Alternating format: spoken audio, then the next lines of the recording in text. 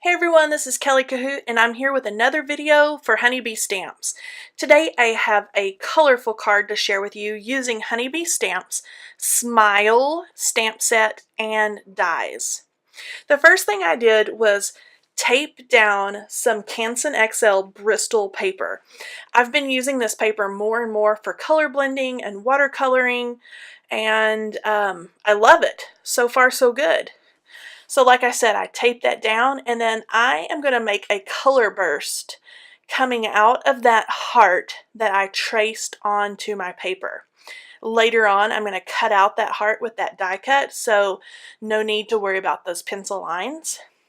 But I'm going to use my Clarity stencil brushes and lots of different distress inks.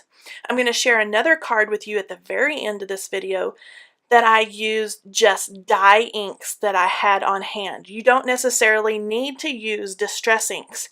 Any kind of ink that you have will work. So I made some little beams or some little beams of color coming out of that heart, and I'm going to crisscross or overlap the colors just a little bit, as you can see there on that top part. And then I'm just going to go around and around that heart until I have the whole paper filled in. It doesn't matter whether the little points match up, because like I said, we're going to cut that out with the die later on. I'm going to use a little bit of Glimmer Mist and give that a nice shimmer all over. And then I'm going to take a paper towel and just kind of sop up a little bit of that moisture. And this does two things. It both dries up a little bit of the moisture on the paper, but it also leaves an awesome texture to where it pulls up just a little bit of that distress ink. So I've gone ahead and I've trimmed down the sides of my cards, and I've also gone ahead and die cut that heart. And I went ahead and die cut it out of white paper also, and that's where I'm going to add my greeting. I'm going to use this Honeybee Stamps Smile stamp set, and this card is going to say, "You make my heart smile."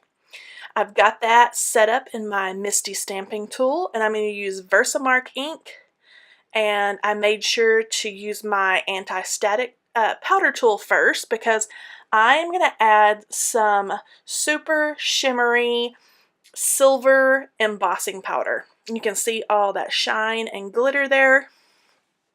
And then after I add that, I'm going to knock a little bit off with a paintbrush, and then I'm going to heat set that with my heat tool. On the Smile die cut, I cut that out 4 times, and I stacked them one on top of the other using a little bit of adhesive.